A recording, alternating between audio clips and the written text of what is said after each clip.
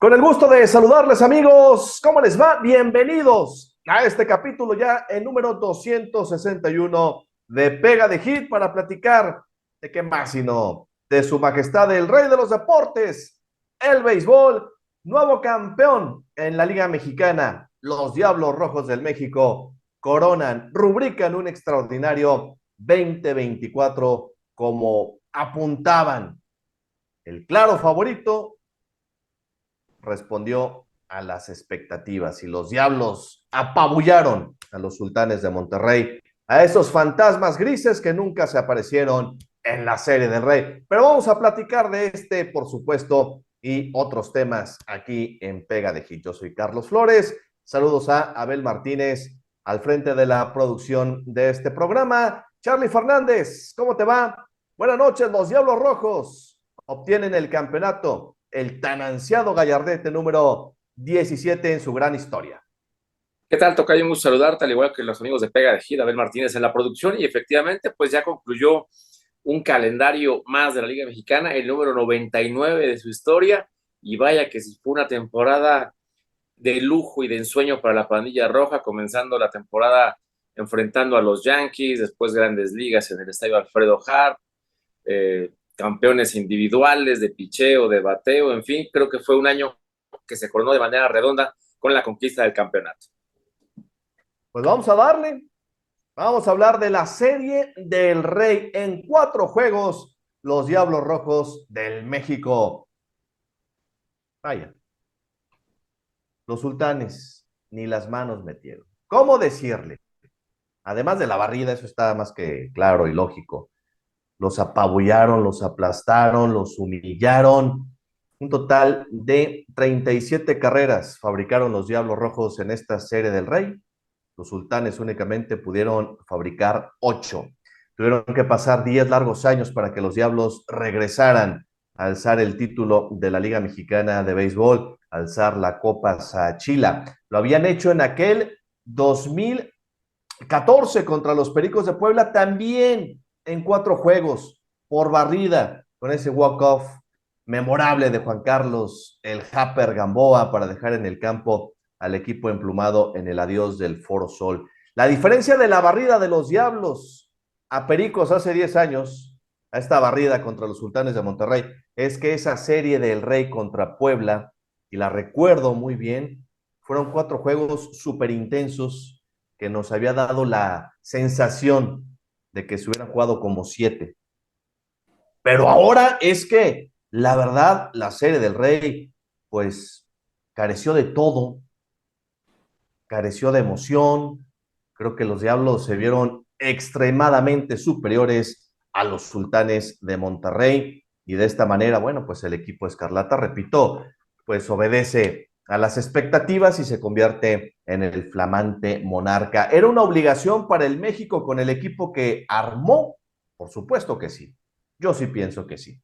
De no haber llegado a la Serie del Rey, de haber llegado a Oaxaca, hubiera sido la catástrofe, el fracaso más grande en la historia de la Liga Mexicana, como un servidor muchas veces lo comentó en diferentes espacios. Claro que sí, los Diablos estaban hechos para esto, cuando menos para llegar a la Serie del Rey, pero estaban hechos para conseguir el gallardete de la Liga Mexicana. 14-6 el primer juego, 17-0 el segundo, 2-0 el tercero y 4-2 el último. Los Diablos se coronaron en Monterrey. Creo que faltó eso para que el México hubiera escrito, ¿no? Con broche de oro, hubiera cerrado con broche de oro el coronarse en la capital ante su público, ante la gente en el estadio Alfredo Harpelú. Pero bueno, el campeonato es el campeonato y en 4 juegos los Diablos se coronan en Monterrey, Charlie, tal y como aconteció en aquel 2008 hace 16 años. Sí, coincido contigo en varios puntos que mencionas, tocayo, en el sentido de que fue muy diferente esta barrida a Sultanes a la de Pericos. En aquellos 4 juegos frente a los Pericos de Puebla, los poblanos pudieron haber ganado los 4 juegos. Fueron juegos muy peleados, que se pelearon de principio a fin, tanto en la capital del país como en Puebla. Aquella serie comenzó en el Hermano Cerdán. Los Diablos estuvieron a punto de perder los 2 juegos de visitante en la casa de los Pericos y terminaron remontando para ganar, venciendo a unos Pericos que tenían un Sandy Madera que estaba encendido con el bat en aquella ocasión, y sí, pelearon de tú a tú, y esos 4 juegos fueron muy intensos, y tan es así que pues se terminó definiendo con el cuadrangular que mencionabas de Juan Carlos en Happer Gamboa para dejar tendidos en el terreno al conjunto poblano y de esa manera conseguir el campeonato en el 2014 con un equipo muy diferente a este. En aquella ocasión, incluso al arrancar la temporada, mucha gente pensaba que los Diablos ni siquiera iban a pasar a playoff por la gran cantidad de peloteros jóvenes que tenían, donde estaba Figueroa, Favela, Gamboa, en fin, muchísimos jovencitos que venían de la academia, de las sucursales, estaba Ramón Urias también por ahí, en Era fin, la renovación del México, justo en ese exactamente. 2014.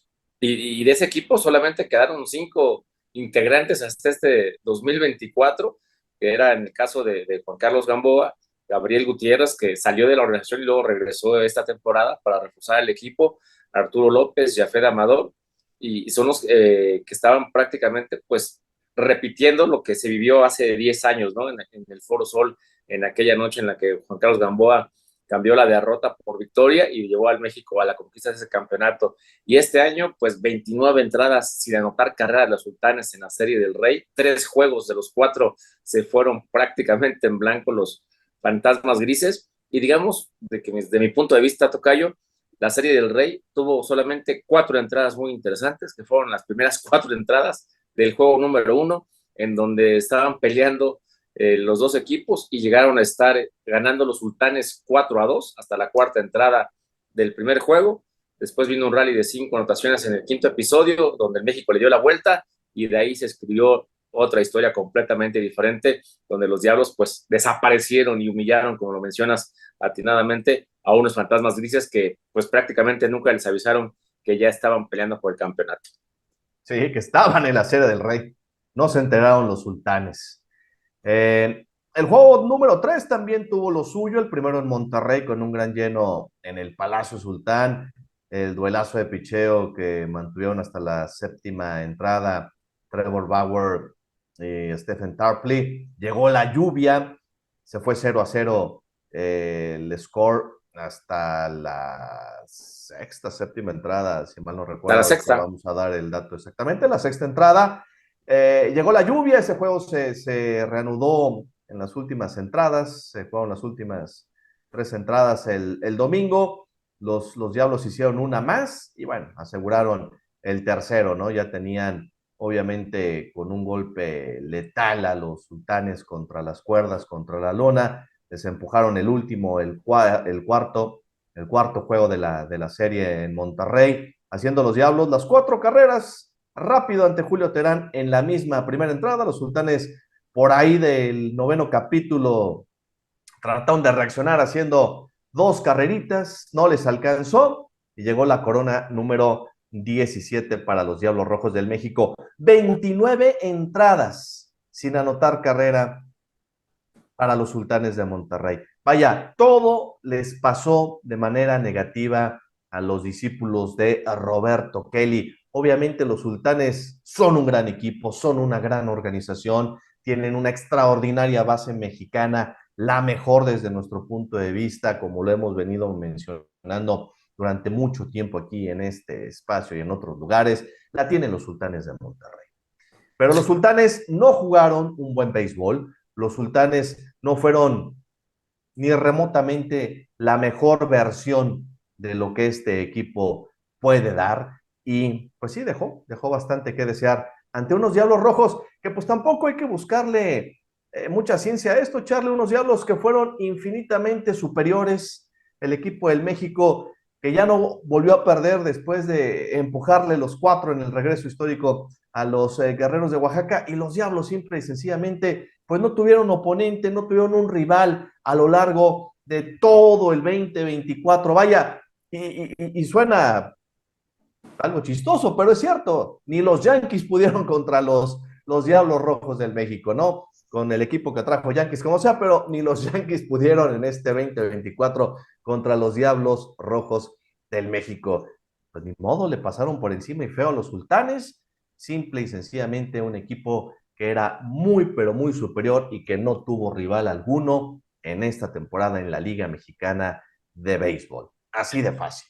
Los Te Diablos, tocayo, y se repitió la historia cuando impresionante. mencionabas a los Yankees, cuando vinieron en el 68, los Diablos vencieron a los Yankees y ese año Ujú. fueron campeones. Campeones. Este año vencen a los Yankees y los Diablos vuelven a ser campeones. Como lo dices, de principio a fin, creo que fue el mejor equipo en toda la Liga Mexicana con la clase de peloteros que tenían y no nada más me enfoco en Bauer Ganó. y en Cano, sino de verdad todos los jugadores, El posición por MVP, posición, José el Marmolejos. lejos el primera base, el que me digas del equipo, Franklin No, Barreto, todos, todos, Maiseca, todos, en todos, fin, todos. todo el equipo, digo, no El se puede Happer. omitir a ninguno, el Happer Gamboa, mis respetos, trae de verdad un físico impresionante, se ve que trabajó durísimo, se puso a la altura y al nivel de los de Robinson Cano, y lo hablábamos al principio de la temporada, el más beneficiado de que haya llegado Cano a los Diablos Rojos iba a ser el Happer Gamboa, porque vaya que si mejoró su nivel, no nada más a la defensiva, sino también hasta bateando.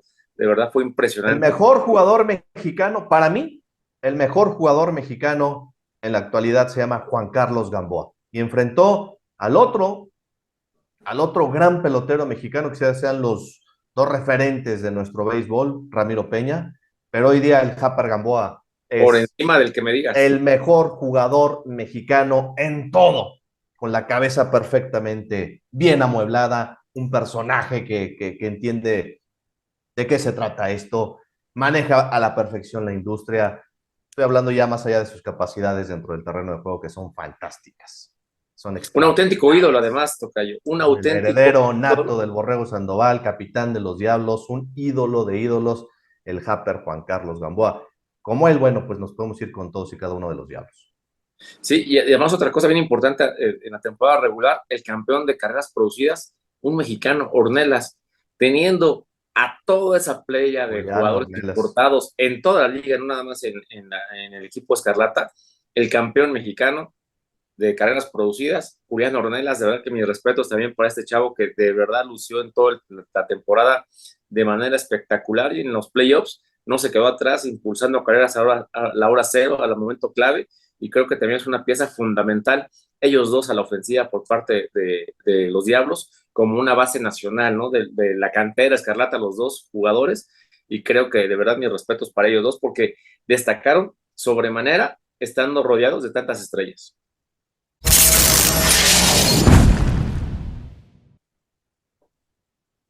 La designación del jugador más valioso de la Serie del Rey no fue, pues nada, sencilla. ¿Por qué? Porque en 4 juegos había que rascarle a los números, a lo más destacado por parte de los jugadores de los Diablos Rojos del México. Estaba por ahí la gran salida de Eric Leal, estaba la gran salida también de Trevor Bauer y finalmente José Marmolejos, primera base de los Diablos Rojos del México, fue el MVP.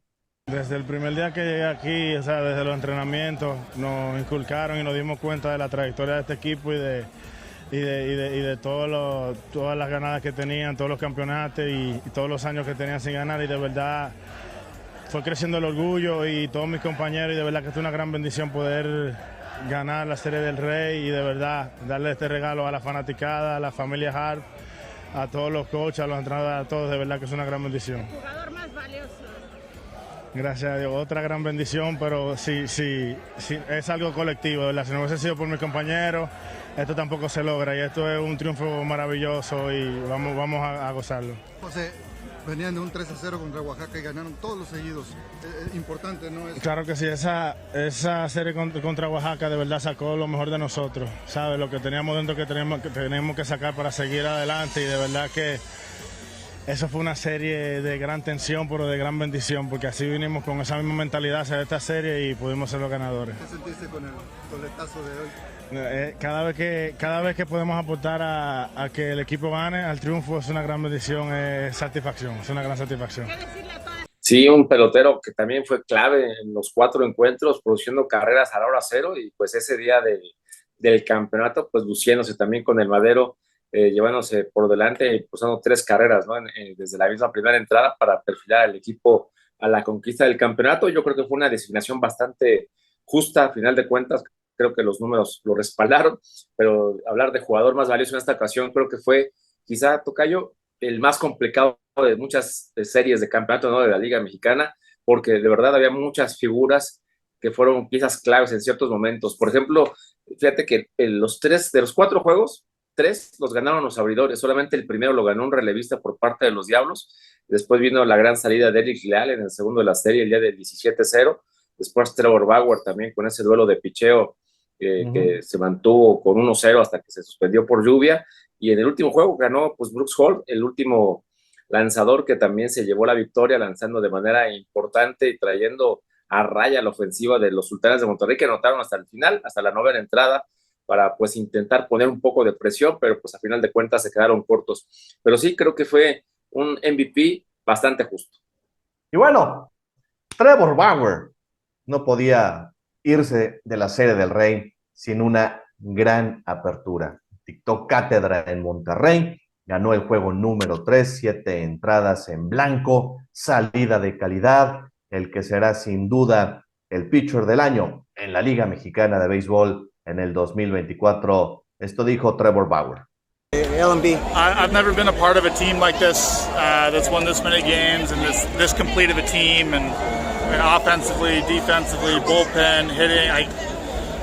Everything's been an incredible experience and I'm just so happy for everyone on the team and the organization to finish on top. Y bueno, muchos muy emocionados, pero alguien que particularmente disfruta este título como si hubiera sido el primero, Charlie, el contador público don Alfredo Harpelú. Creo que este campeonato ya en la era del nuevo estadio, del flamante parque de pelota que lleva su nombre, el estadio Alfredo Harpelú, pues debe de ser algo muy especial, quizás el más importante para don Alfredo desde que adquirió a los Diablos Rojos del México en aquel 1994, justamente en aquella final de ese año contra los Sultanes de Monterrey. Sí, fíjate que esta fue la 7ª corona que lleva Alfredo Harp a sus vitrinas con los Diablos Rojos del México desde que llegó en el 94 precisamente, así que 7 de los 17 campeonatos han sido bajo la administración ya y propiedad de Alfredo Harpelú, de toda la familia. Él reconocía también mucho la labor de Santiago Harp al frente del equipo, pues prácticamente comentaba el contador público que en ese sentido Santiago pues tenía la vitalidad de viajar, de ir a ver jugadores, platicar con ellos, obviamente pues tenía respaldo económico su papá, pero a final de cuentas el conocimiento y la cercanía y las relaciones pues ya se las han ido heredando y esto lo aprovechó muy bien Santiago.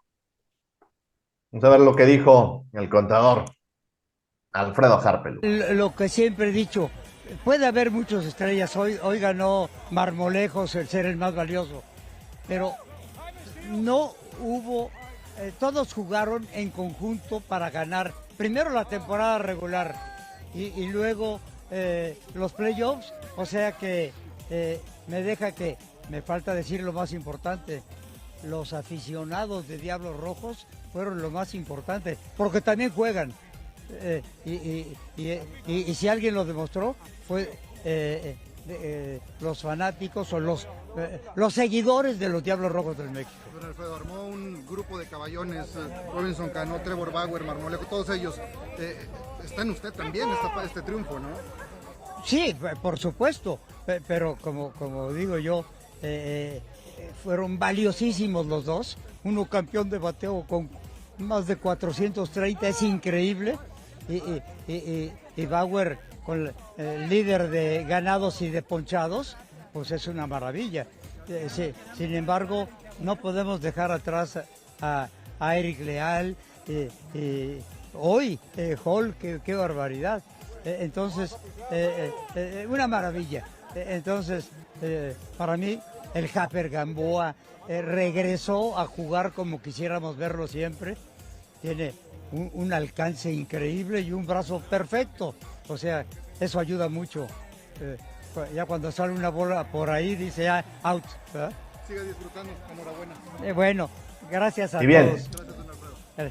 tuvieron que pasar 10 largos años para que los Diablos volvieran a ser los campeones de la Liga Mexicana de Béisbol. Y un año, ya lo decías, Charlie, pues que tuvo de todo, que empezaba a pintar muy especial con la contratación de estos jugadores que van a marcar sin duda alguna, pues un capítulo muy especial en la historia de los Diablos Rojos, de la Liga Mexicana incluso, como Trevor Bauer, Robinson Cano, jugadores que vinieron a darlo todo con un gran nivel. Esto no es fácil, conseguir este tipo de peloteros para que demuestren la calidad que tienen en la Liga Mexicana de Béisbol, con una trayectoria importantísima en el mejor béisbol del mundo. No vinieron a vacacionar, todo lo contrario. Las contrataciones de estos jugadores, los juegos de exhibición contra los Yankees de Nueva York en un hecho histórico, la entrega de la fanaticada de los Diablos convirtiéndose ahora en la mejor de toda la República Mexicana, en la mejor de la Liga Mexicana de Béisbol, más de 500,000 aficionados, el equipo número 1 en asistencia, en fin, que todo estaba alineado, todas las condiciones estaban dadas para que los Diablos tuvieran una gran temporada, tuvieron un temporadón en una campaña de 90 juegos, con una marca histórica, estuvieron persiguiendo los 800 de porcentaje en ganados y perdidos. Bauer a punto de lograr la triple corona, no lo consiguió, pero va a ser el pitcher del año. Robinson Cano, el MVP. Julián Ornelas, como ya bien lo decías, el tijuanense, el campeón de carreras producidas. El regreso contra los Guerreros de Oaxaca de un 0-3, convirtiéndose los Diablos en el quinto equipo en la historia de la Liga Mexicana en levantarse en postemporada de una desventaja de 0-3. Algo emocionantísimo. Muchos comentarios que no vale la pena ni mencionarlos surgieron, por supuesto, en el camino, y luego, bueno, sacando la escoba contra el equipo regiomontano. ¿Qué temporada? Yo creo que ni mandado a hacer todo esto para un guión de una película que termina de una manera sensacional, y además, pues el evento que se aventó la organización de los Diablos de primera, recibiendo a su público para compartir con ellos lo que es tener en las manos, ya en las vitrinas, la Copa Saachila, en un evento pues muy especial que se dio posterior, obviamente, al gallardete número 17 conseguido en Monterrey. Los Diablos abren las puertas del estadio Alfredo Harp, una magnífica entrada para celebrar con todos los jugadores. Creo que fue un año inolvidable para el béisbol, pero sobre todo, obviamente, para los Diablos Rojos en este campeonato 17, Charlie.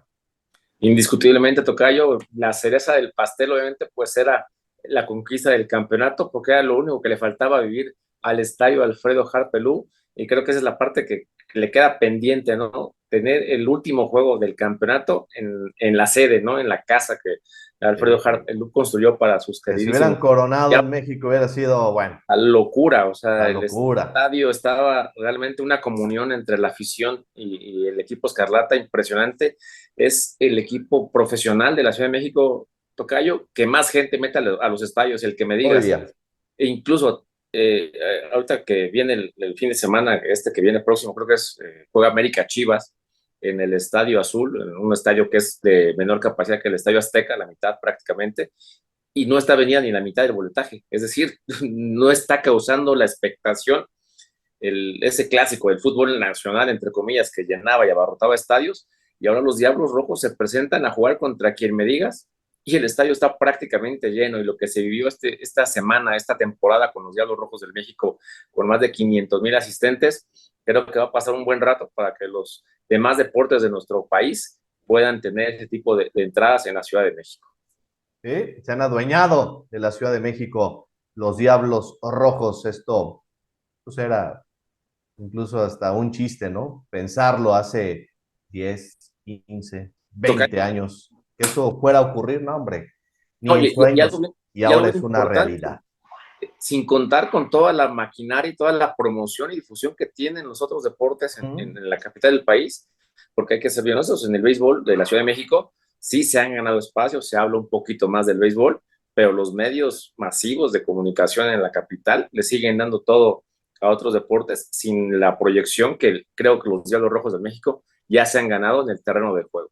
Un mérito doble el que ha hecho, por supuesto, con mucho trabajo, la organización de los Diablos Rojos del México, convirtiéndose tanto en el terreno de juego como fuera del terreno de juego, me atrevo a decir, hoy día en la organización quizás más importante de todo el deporte en nuestro país, hablando de cualquier disciplina, por supuesto, y sí lo creo, que hoy son el número uno, la organización más importante del béisbol en México, y lo están siendo también muy probablemente de cualquier deporte en nuestro país.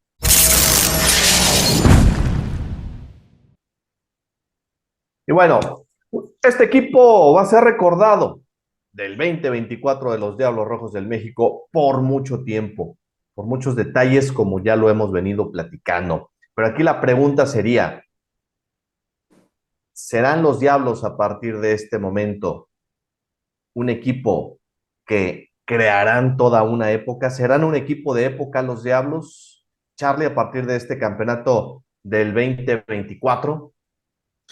Fíjate, Tocayo, que aquí yo creo que sí puede serlo si se mantienen las condiciones como están ahorita, en una base de jugadores importados que se han identificado perfectamente con el público. Ayer que fue el festejo de la recepción de los jugadores en el estadio, cada vez que presentaban a uno, la verdad es que me llamó mucho la atención porque por lo general siempre uno destaca más que otros y en este caso pues sí robaba cámaras tres jugadores en especial, que era Bauer, Cano y Gamboa, pero de pronto cuando presentaban a Maisek, Maisek al receptor, a Gabriel Gutiérrez se llevó una tremenda ovación, Marmolejos, Pirela, en fin, todos ellos se llevaron ovaciones realmente importantes y eso te habla de que todos los jugadores de alguna manera se involucraron y fueron identificados por la afición y arropados por ellos y se volvieron ídolos de esta temporada por parte de la pandilla roja, que yo creo que si mantienen a la mayoría de esos elementos para las siguientes temporadas y obviamente los resultados se dan y el México vuelve a tener esas temporadas como en la década de los 80, donde ganaban 3 campeonatos, o en los 70, que fue lo mismo, o en los 60, creo que este puede ser una buena década para el México, estos 2020, ¿no? Por decirlo de alguna manera. Yo a principios incluso de este siglo, del 2000, con ese bicampeonato de 2002-2003. Creo que los Diablos tienen la onza y tienen todo por lo pronto en sus manos, pues sí, para convertirse en un equipo, ¿por qué no? Que arme toda una dinastía, ¿sí? Que sea un equipo de dinastía, un equipo de época, ¿no? Estos Diablos quizás estén en el top de los mejores equipos en la historia de la Liga Mexicana de Béisbol, comparados con los que recordamos, Charlie, por nuestra experiencia, quizás con aquellos imponentes Ángeles Negros de Puebla de 1986 o con los Tigres capitalinos de principios de este siglo, cuando también fueron bicampeones en la Ciudad de México en los años 2000, 2001, con los propios Sultanes de Monterrey, bicampeones del 95-96, con aquella gran fortaleza que tenían, ¿no? Con tremendos bateadores y grandes pitchers. En fin, que hay equipos muy puntuales que han, creo yo, marcado una etapa muy importante en la Liga Mexicana de Béisbol. Los Araperos de Saltillo, bicampeones del 2009-2010 también, otro equipo que creo marcó una época importante. Creo que los Diablos sí pueden ser el nuevo equipo de época en la LMB, ¿no? Y compararlos con estos equipos creo que es completamente válido porque son escuadras que la gente recuerda, que ya estaban, por supuesto, en los libros de récords de la Liga Mexicana de Béisbol. Estos Diablos con la campaña impresionante que tuvieron en ganados y perdidos y luego con el campeonato, ¿no? Y fíjate, ahora que mencionabas, perdón, a los Ángeles Negros de Puebla del 86, pelearon el campeonato precisamente contra los Sultanes. Y en la época los Sultanes le ganaron el juego número 1 a los Ángeles Negros de Puebla de manera sorpresiva, porque nadie esperaba que pasara, porque aparte fue una paliza. Y después vinieron 4 victorias consecutivas de los Ángeles Negros de Puebla con ese potencial ofensivo que tenían y también un gran staff de picheo. Y sí creo que los Diablos Rojos en este momento puedo pensar y creer que en los próximos años, de aquí al 2029 quizá, pueda venir una buena cantidad de campeonatos para la pandilla roja por la forma en la que se está trabajando, por la manera en la que se está contratando los peloteros importados claves, como se hacía antes, ¿no? De pronto que tenías jugadores de la talla pues, de Lorenzo Bande, ¿no? De Rufino Linares, del mismo Roberto Kelly, que ahora estaba como manager de los Sultanes de Monterrey, Félix José, cuando vinieron los Tigres con Luis Polonia, Julio Franco. En fin, grandes peloteros importados que además todos son como que los refuerzos claves, ¿no? Y los que te fortalecen en la columna vertebral del al bat y que además vienen a jalar al resto de los jugadores para que suban ese nivel. Hacen de buenos jugadores mejores peloteros todavía. Pues sí, los Diablos muy probablemente se conviertan en un equipo de dinastía, en un equipo de época a partir de lo hecho en este 2024.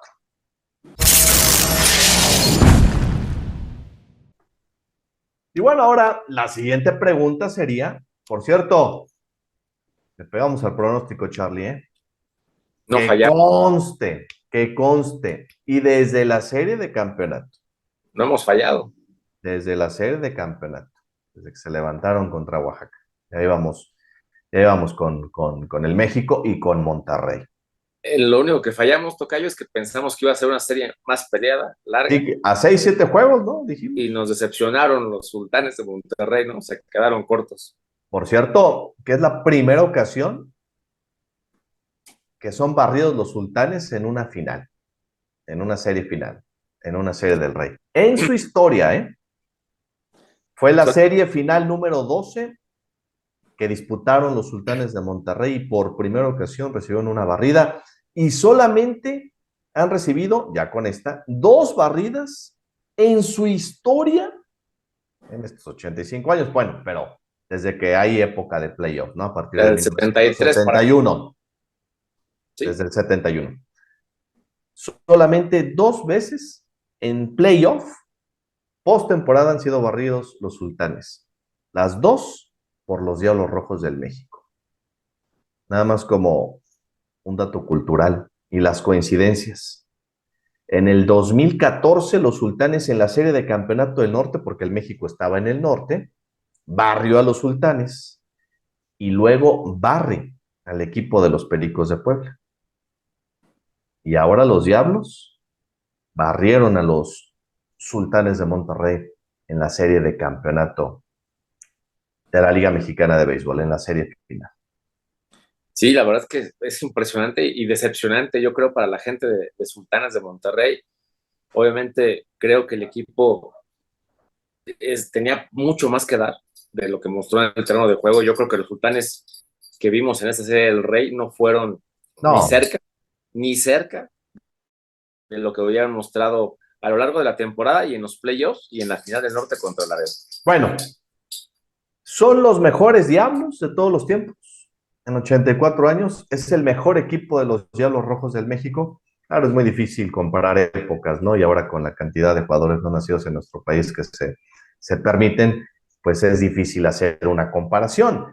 Pero estos Diablos, si tuviéramos que elegir un equipo, serían los mejores por encima de, ya hace unos momentos recordábamos, ¿no? Aquellos Diablos bicampeones de el 2002, 2003, con el propio Roberto Kelly, con Félix José, Ray Martínez, el Borrego Sandoval, todas las, Dani Fernández, Miguel Ojeda, todas las grandes estrellas que tenían los Diablos Rojos del México por aquellos años, o esa gran dinastía de Benjamín el Cananea Reyes, ¿no? Con 3 campeonatos en los años 80. 85, 87, 88, aquel bicampeonato. ¿Son los mejores Diablos Rojos del México? Fíjate que, híjole, es complicado para la gente quizá que está apenas llegando al béisbol, podría decirte sí, y se deslumbraría quizá pues sí, por todas las figuras que... Y sería válido. Y es muy válido también esa parte, pero yo en ese sentido, Tocayo, creo que de alguna manera los Diablos Rojos que conquistaron el primer campeonato de la pandilla roja en aquel 1956, donde Pachillo Ramírez ganó la triple corona de picheo, algo que Trevor Bauer estuvo muy cerca de hacerlo. Y Alonso Perry en bateo. Perry, no nada más la triple corona de bateo, sino además se llevó campeonato de dobles, campeonato de triples, todo. Hits. se llevó, arrasó con todo, ¿no? En ese momento, y creo que ese campeonato donde los Diablos ganaron 83 juegos, obviamente la temporada era muchísimo más larga, perdieron solamente 37 y tuvieron un porcentaje de 692, creo yo de que ese Diablos en especial, para mí, desde mi punto de vista, puede ser quizá uno de los más importantes. Digo, no nos tocó verlo, no nos tocó vivirlo, pero de aquellas épocas también el estadio, en aquella época, pues el Parque del Seguro Social, pues se abarrotaba también para ver a esa pandilla roja de aquellos años, en donde pues también se disputaban grandes juegos, grandes hazañas, y había muchos peloteros importantes que venían de otras organizaciones, y los Diablos jugaban contra todos los equipos. Creo que este año, el tener un calendario más corto, el no jugar contra todos los equipos de la liga, tanto del norte, que vinieran a la capital del país y que los Diablos fueran a todas las plazas. Por ejemplo, esta fue la primera vez que se enfrentó Monterrey contra los Diablos y fue hasta la serie de campeonatos. Creo que esas cosas, pues de alguna forma para mí, no le restan, pero no hacen que sea una campaña completa desde mi punto de vista en lo deportivo, y yo me quedaría quizá con aquellos Diablos del 56. Pues sí puede ser un debate largo, extenso, eterno, Inagotable. el decir si estos Diablos campeones del 2024 son los mejores o no, no ¿Tú hay qué opinas, otros. Cayo? Pues mira, esta versión ahí va a quedar, ¿no? Es fantástica, maravillosa, pero creo que los de la década de los 80 tuvieron algo especial, ¿no? Además, el También. campeonato del 81 de Winston Llenas y los tres de Cananea, el 85, 87 y 88. Y en esos tres, de 85, 87 y 88, hubo un personaje, Lorenzo Bondi. Lorenzo Bondi, que se convierte en el manager campeón número 11 en la historia de los Diablos Rojos del México, y me parece que tiene un mérito excepcional el manejar a esa calidad de jugadores, a esas estrellas, no solamente Bauer, no solamente Cano. Sabemos que el poder con egos, porque seguramente en todos los equipos de cualquier liga del mundo de béisbol existe ese tema, pues no es nada fácil para un dirigente, para un cuerpo técnico, y vaya trabajo el de Lorenzo Bondi. Fantástico estratega, él por supuesto que sabe lo que es ser Diablo Rojo del México, porque fue pieza clave, junto con Nelson Barrera, junto con Rufino Linares, junto con Dani Fernández, Agujita Sánchez y otros grandes estrellas de esos años 80 de los Diablos. Sabe perfectamente bien lo que significa la organización Escarlata, y ahora regresando al México al primerísimo lugar. Yo creo que Lorenzo Bondi tiene, repito, no sé si vaya a ganar el título de manager del año o no. Ahí está lo que hizo Offerman con el equipo de los Conspiradores, pero creo que lo de Bondi es, señoras y señores, para ponerse de pie y quitarse el sombrero, no solamente un idolazo en aquellos años 80, ahora también creo que es un ídolo, o se puede convertir en un manager ídolo, como lo fue Cananea y otros grandes timoneles que ha tenido los Diablos Rojos del México a partir de estos momentos. Bondi ya tiene un lugar bien especial también dentro de la organización de los Diablos Rojos, ¿no? Y gente como el Borrego Sandoval, como el Flamingo Bojorques, ahí a su lado, y en la oficina como Miguel Ojeda, Iván Terrazas y otros tantos. Pues hablamos de jugadores que significan muchísimo para los Diablos Rojos del México, y todo esto, dirigir a los jugadores, al equipo en el campo, ha sido un mérito, repito, fantástico por parte de Lorenzo Bondi. Y tocayo, Lorenzo se une a Daniel Fernández, que fue manager campeón y también campeón como jugador. También Miguel Ojeda fue jugador y campeón de los Diablos y manager campeón. Y si nos remontamos un poquito más para atrás, en la misma temporada del 81 que tú mencionabas, Winston Llenas era manager jugador y fue campeón ese mismo año con la pandilla roja. Así que es algo bien importante. Y también mencionar, tocayo, el tema de Miguel Ojeda, que además ahora es campeón con los Diablos, pero como directivo. Así que ya le tocó ser campeón como jugador, manager, y ahora directivo de la pandilla roja. Y ahora, para mí, la gran pregunta, tocayo, y ojalá y se quede durante muchos años. El futuro de Lorenzo Bandi con la pandilla roja, creo yo que va a ser para muchos años. ¿Tú qué opinas, Tocayo? Totalmente de acuerdo. Es un, Totalmente. es un timonel que llegó para hacer época precisamente como manager, Sí. algo que yo creo que ninguno de los anteriores que hemos tenido, desde Marco Antonio Vázquez, quizá que fue el manager más longevo con los Diablos Rojos después de Cananea Reyes, ha durado más de 2-3 temporadas, ¿no? Sí. Bondi tendrá todo el camino libre para convertirse en ese manager de época también con los Diablos Rojos del México. Indiscutiblemente. Lázaro Salazar no era manager jugador en el 56. Fue manager jugador, efectivamente. También, ¿no? También manager que le dio jugador. el primer campeonato a los Diablos Rojos, a los Diablos Rojos del México.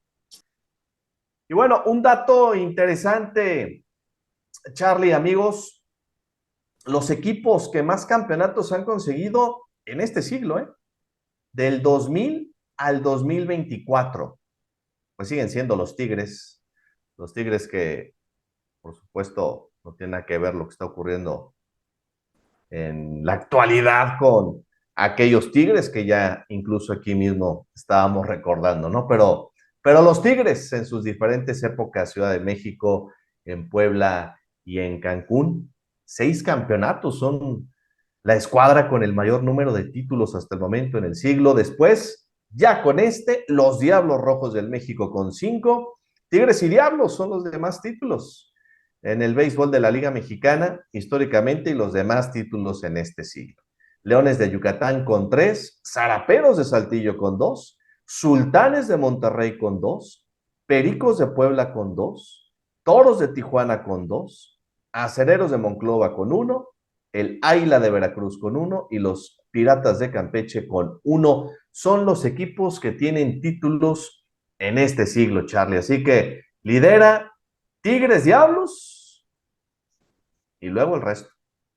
Es increíble, Tocayo, cómo la jerarquía de los equipos, ¿no? De pronto, sí, muchos hablaba de que eran las confrontaciones más frecuentes de Diablos-Tigres, y a pesar de que ha habido una gran rotación en cuanto a los campeones en las últimas temporadas, en los últimos años, pues se van acumulando y el ejemplo está ahí, ¿no? Tigres y Diablos siguen a la cabeza en ese sentido, en estos últimos 24, 25 años del nuevo milenio, ¿no? Que tenemos afortunadamente del nuevo siglo, y que afortunadamente pues es una época que nos ha tocado vivir, Tocayo, y disfrutar, y también vivir lo pasado, ¿no? De alguna manera hemos tenido esa fortuna de comparar las dos épocas que se están viviendo, o que una terminó ya en el béisbol y la que está empezando en esta nueva etapa de la Liga Mexicana, donde el béisbol de verdad se ha transformado por completo. Sí, está en un lugar preponderante. Muchas finales de los Sultanes de Monterrey y solamente tienen dos campeonatos, los mismos que tienen los Zaraperos de Saltillo, por ejemplo, o los Pericos de Puebla, o los Toros de Tijuana. Vaya, qué complicado es el béisbol, qué complicado es competir, qué difícil es ser campeón. Recta final en el mejor béisbol del mundo, a escasas 2 semanas de que finalice la campaña de las Grandes Ligas. La pelea por los boletos está interesantísima en ambas divisiones, pero antes hay que decir lo que está haciendo Shohei Ohtani, esta maravilla. Para muchos el mejor beisbolista, el más completo que hay sobre el planeta, y es que Shohei Ohtani está muy cerca de su objetivo de ser el primero en conseguir 50 home runs y 50 robos de base en una campaña en las Grandes Ligas. Shohei Ohtani, al momento de grabarse pega de hit, está a 3 cuadrangulares de llegar a la cifra de los 50, y no solamente eso, está cerca de alcanzar a Aaron Judge, el gran estrella, el juez de los Yankees de Nueva York, que de pronto se le terminó el gas, o esa impresión da, o está en un slump en cuanto a home run se refiere Aaron Judge, que se ha estacionado en 51 cuadrangulares. 47 tiene Shohei Ohtani, que si cierra fuerte y Judge no conecta home runs, podría incluso hasta superarlo. Y en cuanto a robos de base, Shohei Ohtani tiene un total de 48 y está a 2 estafas de llegar a las 50. Quedando 2 semanas por jugarse en las mayores, todavía tiene mucha oportunidad Shohei Ohtani de incluso, repito, superar lo que está realizando Aaron Judge en cuanto a vuela cerca se refiere con 51 palos de vuelta entera. Los standings en el este de la Liga Americana, los Yankees de Nueva York le sacan 2 juegos a los Orioles de Baltimore, 11 juegos al equipo de Medias Rojas de Boston, 13 juegos a las Rayas de Tampa Bay y 16 a los Azulejos de Toronto en la central. Los Guardianes de Cleveland hoy tienen el boleto. A 4 está Kansas City, a 5.5 el equipo de los Mellizos de Minnesota, los Tigres de Detroit a 9 y una temporada infame, la de Medias Blancas de Chicago con 114 derrotas. En el oeste, los Astros de Houston en el primer lugar, a 4.5 los Marineros de Seattle, a 7.5 los Rangers de Texas, a 15.5 los Atléticos de Oakland y a 18 decepcionante campaña para los Angels de Los Ángeles. En la nacional, en el este, con el mejor récord hoy de las mayores, los Phillies de Filadelfia. A 8 juegos los Mets, a 9 los Bravos de Atlanta, decepcionando en esta campaña. Washington y Miami ya pensando en la siguiente temporada. Milwaukee es líder en la central, a 9 el equipo de los Cubs de Chicago, a 10 los Cardenales de San Luis y en el sótano a 14 Cincinnati y Pittsburgh. Y en el oeste los Dodgers de Los Ángeles ocupan el primer lugar y no bajan la guardia, buscando un boleto a la postemporada, los Diamondbacks de Arizona y los Padres de San Diego, ya muy lejos pensando en el siguiente año, tanto San Francisco como los Rockies de Colorado.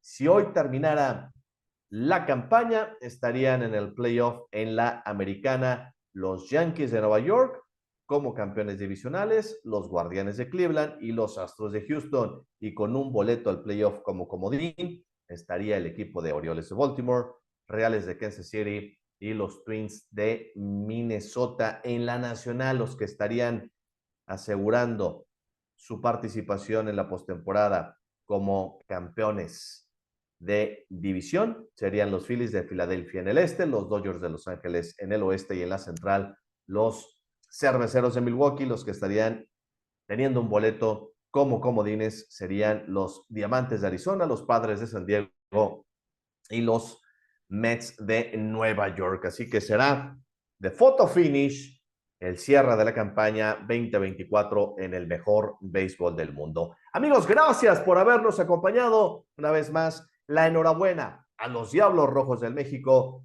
a su gran equipo, a su directiva y a su extraordinaria afición por este campeonato, el número 17 en la brillante historia de la pandilla escarlata. Los esperamos la próxima semana, por supuesto, aquí en Pega de Hit para continuar platicando de su majestad, el rey de los deportes, el béisbol. Yo soy Carlos Flores. Gracias. Hasta la próxima y pásela muy bien.